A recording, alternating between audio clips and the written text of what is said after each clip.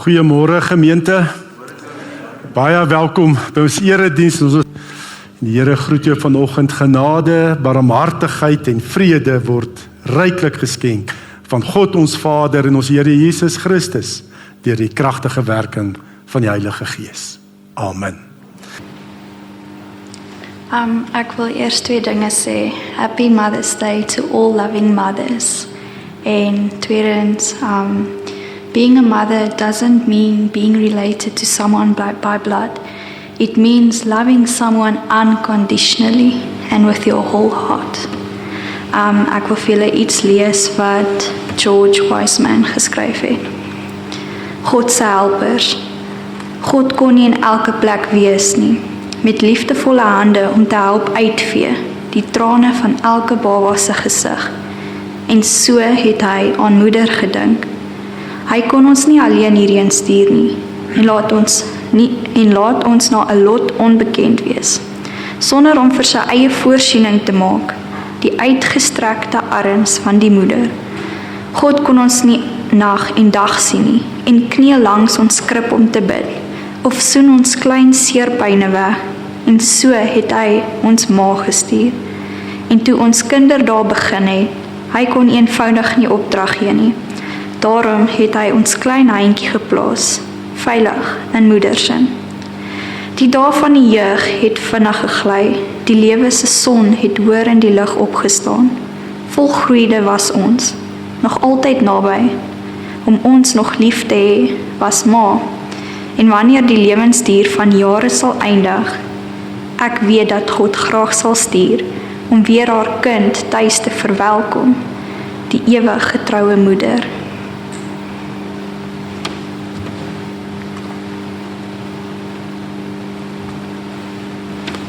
Ek lees Psalm 128. Blessings for those who fear God. How happy is everyone who fears the Lord, who walks in his ways. You will surely eat what your hands have worked for. You will be happy, and it will go well for you. Your wife will be like a fruitful vine within your house, your sons like young olive trees around your table. In this very way, the man who fears the Lord will be blessed. May the Lord bless you from Zion, so that you will see the prosperity of Jerusalem all the days of your life, and you will see your children's children. Peace be with Israel.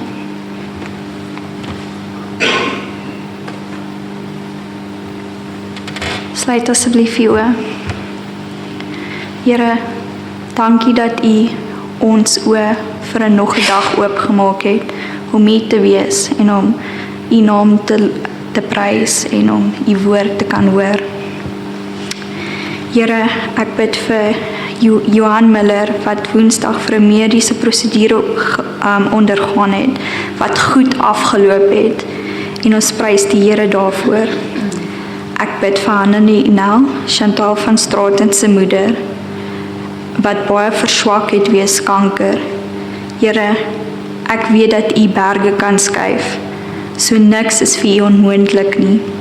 Here, ek vra dat u elke kanker sal losbreek, en vir Leslie ook met die kanker, Here. Here, ek bid vir Annika Fischer, Martiens Palmer se dogter, wat in die hospitaal was, maar wat weer beter voel, Here. Here, u kan wonderwerke doen, en ons prys die Here dat sy weer beter voel, Here. Here, ek bid vir die verjaarsdag. Dankie dat Here, dat u vir Chris van der Vyver weer gespaar het.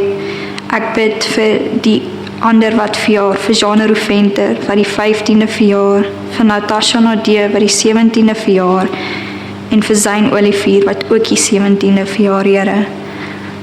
Spaar hulle en wees daar vir hulle, Here. Ek spreek lewe oor hulle en gesondheid oor almal, Here.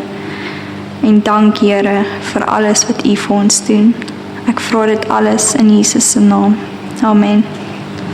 En by die skrifgedeelte wat ek ook nou gaan lees, en dis Jesaja 6, die hele hoofstuk gaan ek lees, en ons fokus veral op die roepingsvisioen wat hy gekry het, vers 1 tot 8. En ek lees Jesaja 6 vanaf vers 1. In die jaar van koning Usia se dood het ek die Here gesien. Hy het op 'n baie hoë troon gesit en die onderste van sy kleed het die tempel geval. By hom was daar serafs om hom te dien. Elkeen het sy 6 vlerke gehad, met 2 het hy sy gesig bedek, met 2 sy voete en met 2 het hy gevlieg.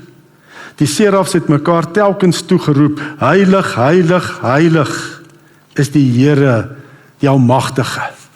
Die hele aarde is vol van sy magtige teenwoordigheid. Hulle het so hard geroep dat die deure en die kusyne gerammel het en die tempel vol rook geword het. Toe het ek hard uitgeroep, dit is klaar met my, ek is verlore, elke woord oor my lippe is onrein en ek woon onder 'n volk van wie elke woord onrein is. En nou het ek die koning gesien, die Here, die Almagtige. En een van die serafs het toe 'n gloeiende kool met 'n tang van die altaar afgevat en na my toe gevlieg. Hy het my mond aangeraak met die kool en gesê, nou dat die gloeiende kool jou lippe aangeraak het, is jou oortredinge vergewe, jou sonde versoen. Toe het ek die Here hoor vra, wie kan ek stuur? Wie sal ons boodskapper wees? En ek het geantwoord, hier is ek, stuur my. Toe die Here gesê, gaan sê vir hierdie volk, julle sal hoor en tog sal julle niks verstaan nie, en kyk en tog niks sien nie. Verder het hy vir my gesê, maak hierdie volk traag van begrip, maak hulle ore doof en hulle oë blind, sodat hulle nie met hulle oë sien en met hulle ore hoor en met hulle verstand begryp en hulle bekeer en genees word nie. Toe vra ek, tot wanneer, Here? En hy het geantwoord, totdat die stede verwoes en sonder inwoners is, totdat die huise verlate is en die land in 'n pynhoop omskep is, totdat ek, die Here, die mense ver weggevoer het en die land heeltemal verlate is. Selfs al is daar net 'n 10de oor, sal die land nog verder verwoes word. Maar soos van 'n akkerboom of 'n terpentynboom 'n stomp bly staan wanneer dit afgekap word, so sal daar vir die land 'n stomp oorbly, die gewyde geslag. Het jy al 'n ontmoeting met die Here gehad? 'n bonatuurlike ontmoeting, soos dit ons lees hier in Jesaja. Dis eintlik nie, dis nie net 'n gewone, dis 'n power encounter, nie, 'n kragontmoeting met die Here. Het jy dit al met die Here gehad? Want dit is baie keer so nodig dat ons werklik 'n bonatuurlike ontmoeting met die Here sal hê. Want ons moet nie net kopkennis van God hê nie. Jy moet ook ervaringskennis van die Here hê. Dit is so belangrik om ook 'n ervaringskennis van die Here te hê. Nie net kopkennis nie. Praat uit nie oor winnaars van die Kremora geloof. Ervaringskennis. Ons lees dit, daar's soveel Bybelfigure, nê, wat eers 'n bonatuurlike ontmoeting met die Here gehad het, nê, en dan sy hulle lewens verander en die Here het hulle kragtig gebruik. Nee, dink aan Job. Nadat Job God se grootheid en sy almag direk eerstehands ervaar het, dan sê hy in hoofstuk 42 vers 5 en 6, tot nou toe het ek net gehoor wat mense van u sê, maar nou het ek u self gesien en nou verag ek myself. Nou sit ek vol berou in sak en as. Baie keer is ons verhouding ek nog net gehoor wat mense, wat die dominee, pastoor, evangelis van die Here gesê het. Maar het jy self God gesien? Dis die vraag. Want dit sal jou lewe verander, nê. As jy eers in die heerlikheid van die Here se teenwoordigheid kom, gaan jy nie dieselfde bly nie. Dit gaan jou lewe totaal en al verander. En dan kyk ons hierdie roeping, hierdie tempelvisioen wat Jesaja gekry het, nê. En jy sien God se heerlikheid, sy grootheid. Eerstens wat ons moet opmerk was in die sterfjaar van koning Usia. Nou koning Usia was 'n baie godvreesende koning, nê. Hy was 'n hoog gerespekteerde koning en omdat hy die Here gevrees het en die Here gedien het, nê, dan gaan dit ook deur na die res van die volk. Die volk was voorspoedig, ekonomies, militêr, het dit goed gegaan in Israel. En nu sterf hierdie godvreesende koning. En natuurlik Jesaja se hart is gebroken. Hy is hartseer. Hy is eintlik half bedruk. Hierdie goeie koning het nou gesterf. Maar reeds waar hy eintlik hartseer, bedruk, afhanklik is van die Here, nee, kom die Here en hy ontmoet hom. En wys wie God is. Nee, hy sien 'n hoë troon, nee, 'n hoë troon sien hy, so God is bo alles, nee, hy is bo die ganse skepping, baie hoog, verhewe bo ons almal. Maar tog, God is betrokke op aarde, want die soem van sy kleed vul die tempel. Jesaja gaan, hy's bedruk, hy's hartseer, hy gaan tempel toe, hy kry hierdie visioen van hoe groot God is, bo alles, almagtig, majestueus, maar die God is betrokke op aarde. Van die soem van sy kleed vul die tempel. God is hier.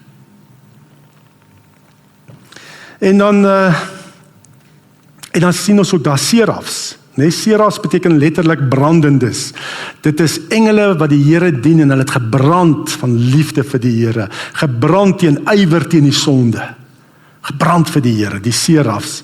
En hierdie serafs het selfs met 2 vlerke hulle gesig bedek. Hoekom? Want God se heerlikheid is so oorweldigend, is so groot. Dis amper, so dit nou verlyk jy op aarde, is om direk in die son te kyk. Nee, dit verblind jou, nee, jy kan dit nie doen nie, nee. En selfs hierdie serafs moet hulle oë bedek, want hulle kan nie direk so in God se heerlikheid inkyk nie.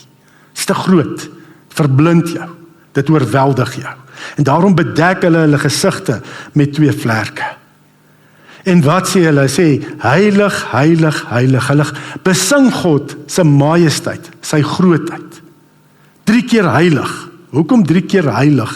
Want God is volmaak heilig. Dis hoekom 3 keer. Volmaak heilig is, hy's almagtig. Maar hy's ook hier op aarde. Hy's betrokke in ons lewens. Sy magtige teenwoordigheid vul die hele aarde. Groot God, ook naby. Hy is hier betrokke. Nee, God is teenwoordig in sy grootheid, almag, sy teenwoordig en hy's besig, werksaam op aarde. En dit is eintlik om God se grootheid te beskryf, woorde is te min. Maar ek wil hier 'n kort video wys van Leon Ferreira wat Pieter het vir my die video gestuur, wat net praat van God se grootheid, nee, uit God se woord, en kom ons luister daarna, en die mense aanlyn, solank julle net die woorde hoor, is die belangrike, as die beeld nou nie so goed is nie, Arnold gesê, ek moet volgende keer my ding bietjie anders doen, maar kom ons luister na God se grootheid, sy almag. 'n man met die naam van Dr. S.M. Lockridge, iemand het vir hom gevra, who is the king? This king that you serve, who is this king? En hy het gesê, let me explain to you who this king is. This king is explained in the Bible, and I'm going to quote everything I know about the king that I serve, my king. The Bible says, my king is the king of the Jews. He is the king of Israel. He is the king of righteousness. He is the king of the ages. He is the king of heaven. He is the king of glory. He is the king of kings, and he is the Lord of lords. That's my king. I wonder if you know him. My king is a sovereign king. No means of measure can define his limitless love. He is enduringly strong. He is entirely sincere. He is eternally steadfast. He is immortally graceful. He is imperially powerful. I wonder if you know him. He is the greatest phenomenon that has ever crossed the horizon of this world. He is God's son. He is a sinner's savior. He is the centerpiece of civilization. He is unparalleled. He is unprecedented. He is the loftiest idea in literature. He is the highest personality in philosophy. He is the fundamental doctrine of true theology, and he is the only one qualified to be an all-sufficient savior. And I wonder if you know him today. He supplies strength for the weak. He is available for the tempted and the tried. He sympathizes and he saves. He strengthens and sustains. He guards and he guides. He heals the sick. He cleansed the lepers. He forgives sinners. He discharges debtors. He delivers the captive. He defends the feeble. He blesses the young. He serves the unfortunate. He regards the aged. He rewards the diligent. And he beautifies the meager. I wonder if you know him. He is the key to knowledge. He is the wellspring of wisdom. He is the doorway of deliverance. He is the pathway of peace. He is the roadway of righteousness. He is the highway of holiness, and he is the gateway to glory. Do you know him? Well, his life is matchless. His goodness is limitless. His mercy is everlasting. His love never changes. His word is enough. His grace is sufficient. His reign is righteous, and his yoke is easy, and his burden is light. I wish I could describe him to you, but he is indescribable. He is incomprehensible. He is irresistible. He is invincible. You can't get him out of your mind. You can't get him off of your hand. You can't outlive him, and you can't live without him. Well, the Pharisees, they couldn't stand him, but they found out they couldn't stop him. Pilate couldn't find any fault in him. Herod couldn't kill him. Death couldn't handle him, and the grave could not hold him. Yeah, that's my king. Baie dankie. Amen. En dit is 'n baie mooi gedig wat Alexis gelees het, maar ek's nou nie digter nie, maar ek wil hy gedig verbeter. En ek wil sê God is oral. Dit is net hy nie kan oral wees nie, hy is oral. Maar hy het besluit om gelowige ouers te gebruik, om vir kinders môre en naand te sê.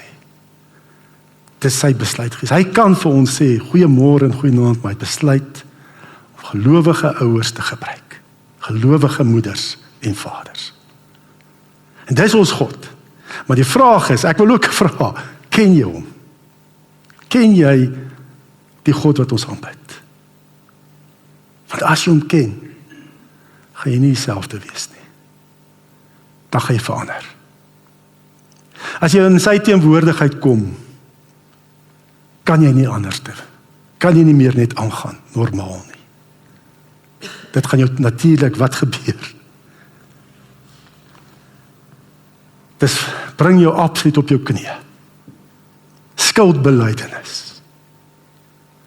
God wat in ontoeganklike lig bly. Jy's in sy teenwoordigheid. Jy moet net voor hom neerval. Jou sonde bely. Jou lewe verander. Hy sê, maar ek wil u dien. Nie ek kan nie, ek wil. Ken jy hom? Het jy hom al ontmoet? Want wat gebeur met Jesaja toe hy in God se teenwoordigheid is? Slaar met my. Ek is verlore. Elke woord oor my lippe is onrein, ek woon onder 'n volk van wie elke woord onrein is. En nou het ek die koning gesien, die Here, die Almagtige. Ontmoeting met die Here bring jou op jou knieë. Jou skuld bely, jou nietigheid.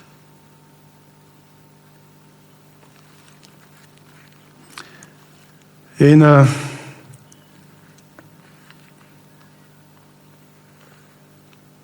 wonder is net met daai ontmoeting van die Here en daai hartsverandering, dan sien ons God se genade. Want hy is daai groot almagtige God, volmaak, heilig, heilig, heilig. En volmaak kan hy jou sonde wegvat en jou reinig. Dit is sy genade. Dit is die wonderlike van die God wat ons aanbid. Maar ken ons hom? Dit is die vraag. Het jy jouself al, ons het gesing, I surrender.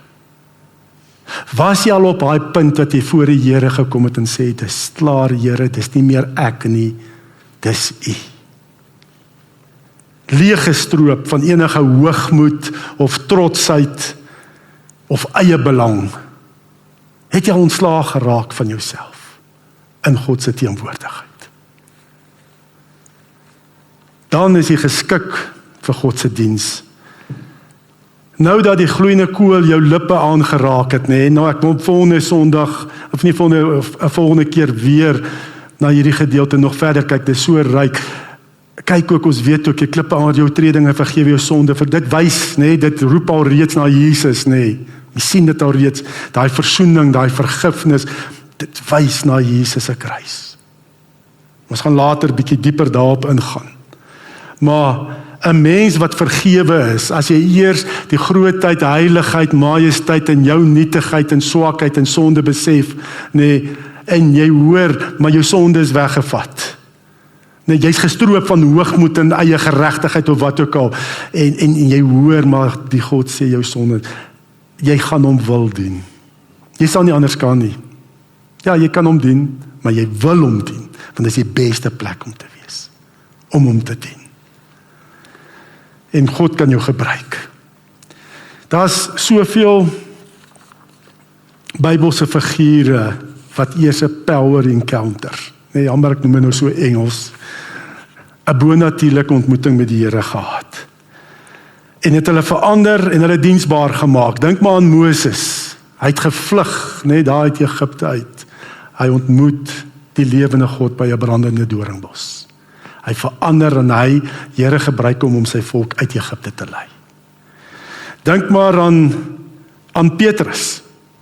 Petrus, hier aan die begin van sy roeping, ontmoet hy en hy sien Jesus se almag, oor die skepping, toe hulle die net aan die ander kant uitgooi, en hy besef Jesus die almagtige, en hoe reageer hy? Hy val voor Jesus se knieë neer en sê, gaan weg van my af, Here, want ek is 'n sondige mens. En hy word verander, en Petrus, en Simon wat 'n riet was, word Petrus die rots, wat God gebruik om sy kerk te bou. Dink maar, en dis vandag Vrouedag, Moedersdag.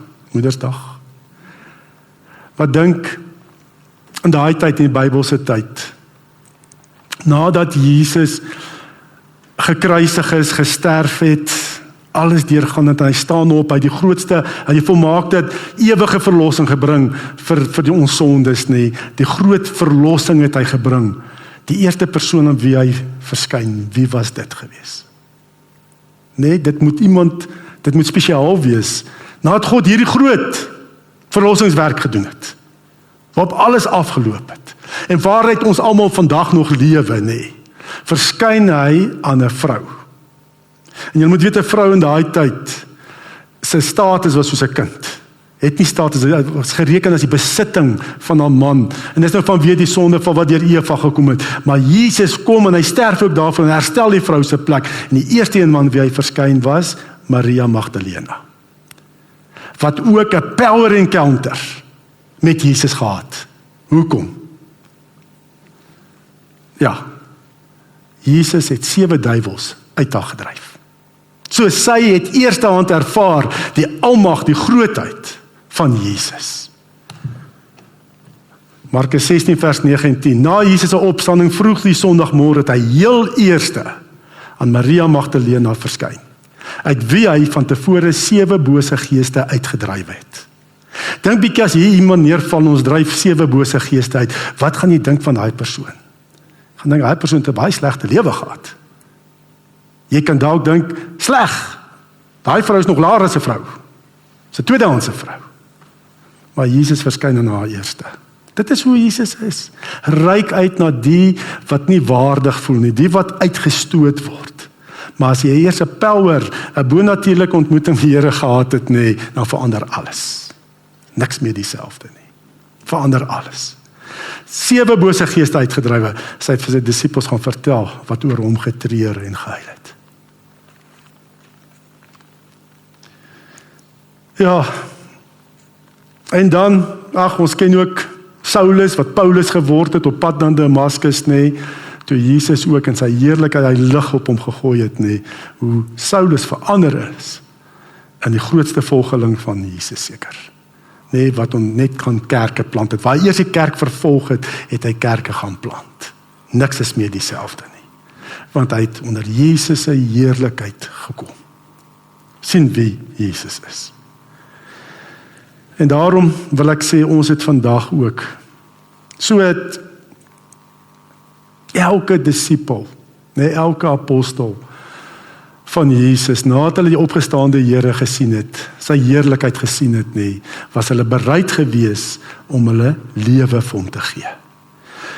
Volgens die Bybel en oorlewering het almal van hulle, behalwe Johannes, het 'n marteldood gesterf. Petrus is gekruisig onderste bo, Matteus se kop is afgekap, of hy's gestab, Andrew crucified on the axe-shaped cross, Thomas pierced with a spear, James beheaded, ander James clubbed to death, John died of old age, nee, dis Johannes wat die Openbaring geskryf is, die enigste een wat van ouderdom gesterf het. Simon is sommer min al deur gesaag, Philip is ook gekruisig, Jude beheaded or clubbed to death, Bartholomeus skinned alive and beheaded. Ons weet nou van Judas, natuurlik. Hy het selfmoord gepleeg. Hoekom was hulle bereid gewees om hulle lewe te gee? Omdat hulle die Here ontmoet het. Die heerlikheid, majesteit van Jesus het hulle ontmoet. En God moet dit aan ons openbaar. En dan wil ek wonder, ons is so besig met ons eie goed. Wil ons graag God se heerlikheid sien? Bid jy daarvoor? Bid jy vir 'n lewendige ontmoeting met die Here? Of gaan my gebed maar altyd oor, Here, ek het dit nodig en dat nodig en dit ook en dit moet jy doen en dat en so en so. Is dit die kern van ons gebede, al ons eie ou behoeftetjies? Wil jy God ontmoet? 'n bonatuurlike ontmoeting met hom het. Bid jy daarvoor? Dit is so belangrik. Bid jy vir God se heerlikheid? Here, laat u heerlikheid skyn in my huwelik. Laat u heerlikheid skyn in my familie, in my werk, in my bediening. Laat u heerlikheid skyn in my gedagtes. Bid jy daarvoor? Is dit jou eerste om God beter te leer ken? Ek dink net weer aan daai liedjie, I surrender to, I just want to know you more and more and more. Bid jy daarvoor? Want dan sal jy verander en jy sal ook bereid wees om jou lewe te gee soos hierdie disippels. Dit sal jou verander as jy 'n ontmoeting het met die lewende God. Dat nie meer net kopkennis is, ek het van U gehoor by die kerk, by my ouers of so nie, maar ek het U self nou ervaar en gesien. Jesus is die openbaring van God se heerlikheid. En die apostels het Jesus ontmoet. Het hom gesien en met hom gepraat na sy opstanding, kruisiging en opstanding. En dit is hoekom hulle bereid was om hulle lewe te gee. Filippense 2 vers 7 tot 11. En toe hy as mens verskyn het, het hy homself verder verneder. Hy was gehoorsaam tot in die dood, ja, die dood aan die kruis. En daarom het God hom ook tot die hoogste eer verhef en hom die naam gegee wat bo elke naam is. So die naam van Jesus, elkeen wat in die hemel en op die aarde en onder die aarde is, die knie sou buig en elke tong sou erken, Jesus Christus is die Here, tot eer van God die Vader.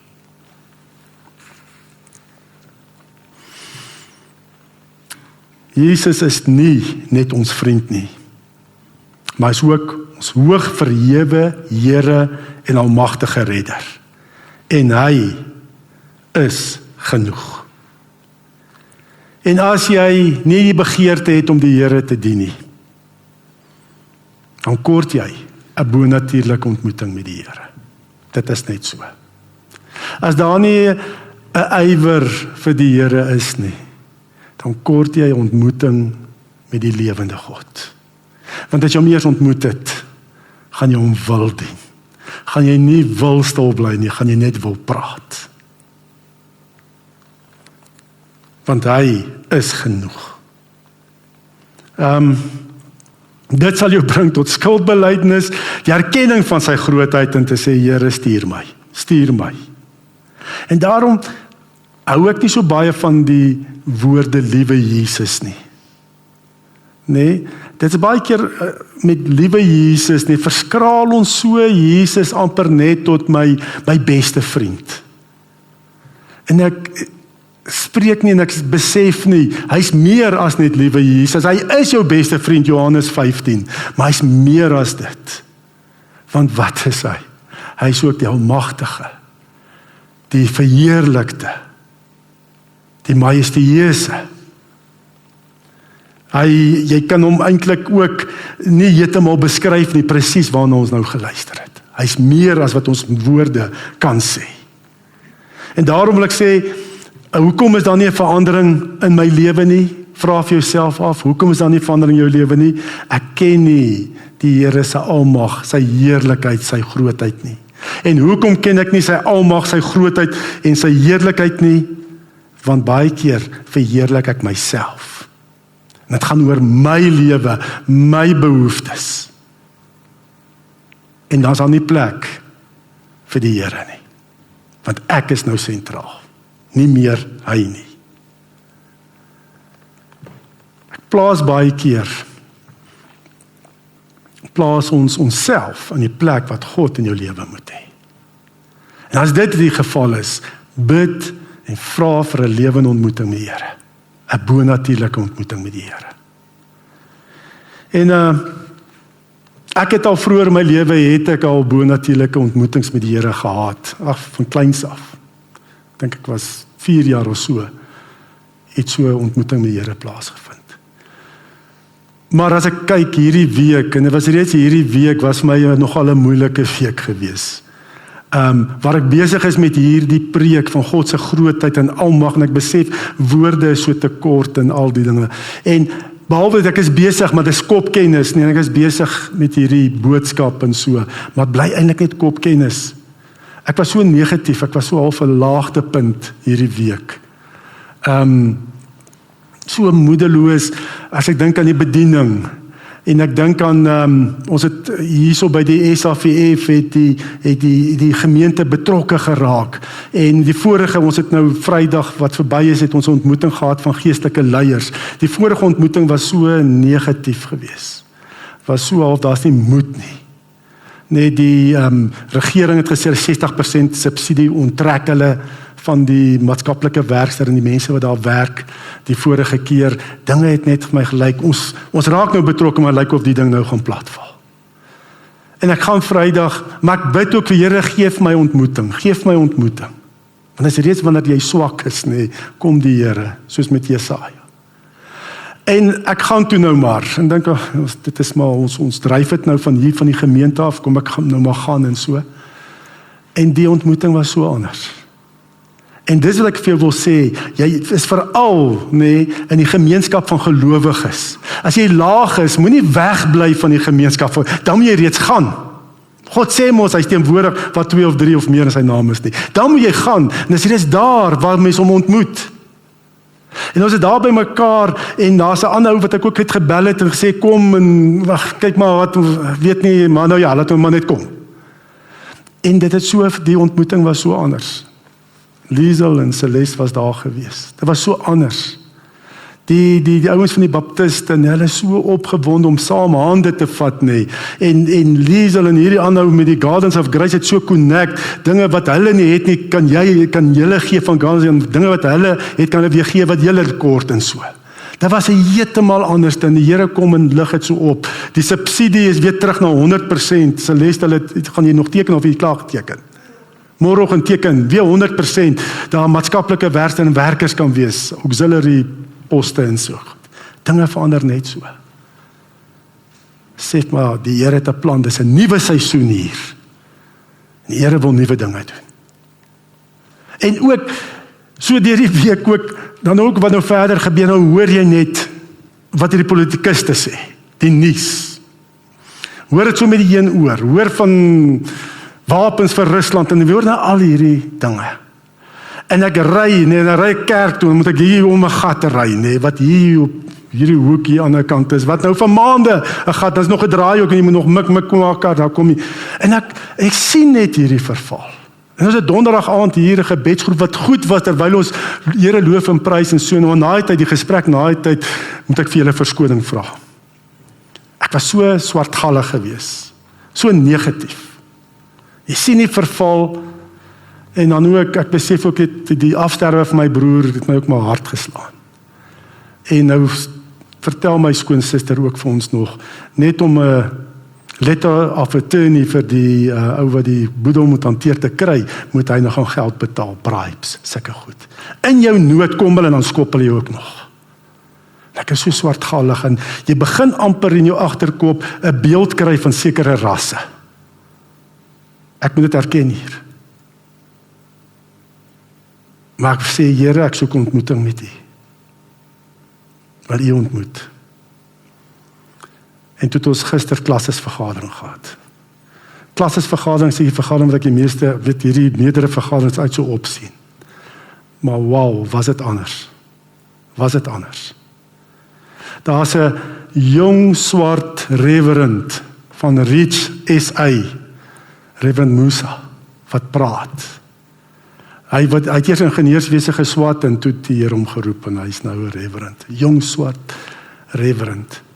En hy praat en ek kry hoop oor hoe hy praat. Ek verstaan, almal is nie politikuste nie. Almal is nie so nie. Opregte mense oral. En die hele klasesvergadering, Gert het vir die eerste keer gaan, hy sê hy het geniet. Dis 'n bonatuurlike ding. Ons bid saam met ons broers, daar uit Soweto. Ons bid saam met hulle. Ons is so een in die gees. En die Here kom en verander dit net hier in my hart. Sê vir my nee. Dis nie hoe dit werk nie. En ek is so dankbaar ek kon deel wees van 'n deputaatgroep wat vir jare terug al gesê het, hierdie klassesvergaderings kan nie so aangaan nie. En gister, die eerste keer, 'n ander klassesvergadering.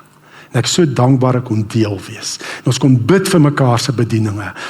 Ons sit almal, ons soek net die Here se leiding. En ons kom mekaar se hande vat, oor taal, kultuurgrense heen. 'n Ontmoeting met die Here. Weer, wanneer die gemeenskap van gelowiges. Dit is so belangrik. Dis waar ons die Here ontmoet. Jy het op jou eie ook verseker, maar Jesaja het tempel toe gegaan. Ons weet die tempel is nou nie hierdie gebou nie, maar wie is die tempel? Die kerk. Die gelowiges is die tempel van God.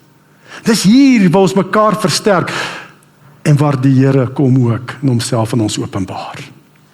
En ek wil afsluit met hierdie storie, verhaal wat ek lees in 'n boek van Paul David Tripp.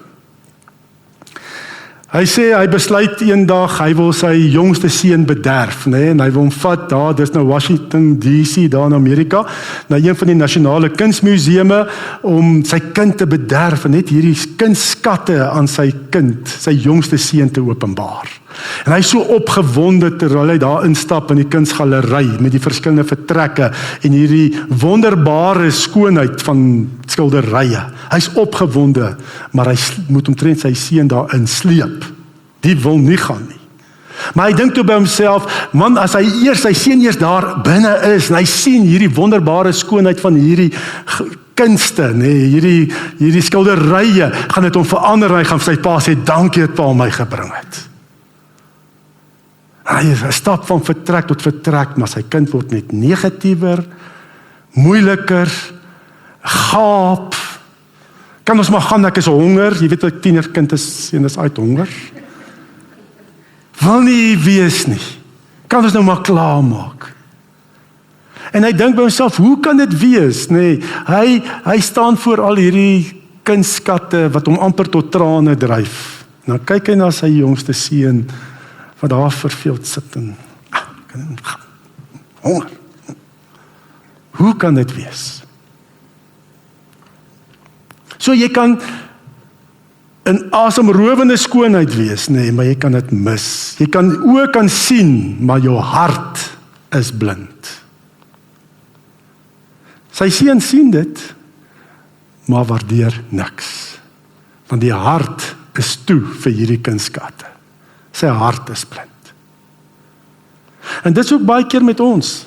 Ons kan hier sit in die erediens, in die lofprysing, en aanbidding, en daar sekere mense wat dit besef, en ek kom in daai tyd vir my sê, hulle die Here se teenwoordigheid ervaar. Hier is al mense wat vir my gesê het, hulle het al visioene gesien. Nee, ek kan dit sien. Nou kan die ander wees, wat sy hart blind is, en toe is. En niks beleef nie, sê maar, hoekom sing ons so lank vandag? Nou by die preek kom, ons moet klaar kom. Nee, dit is Moederdag. Nog klomp, gaan dinge voorberei. En jy mis dit. Jy mis die heerlikheid van die Here. Want my ore is oop en ek sien wat ek sing, maar die hart is toe. En dan kort jy 'n bonatuurlike ontmoeting met die Here. Ontvang die seën van die Here, die genade van ons Here Jesus Christus en die liefde van God die Vader en die gemeenskap van die Heilige Gees sal by ons elkeen wees en bly. Amen.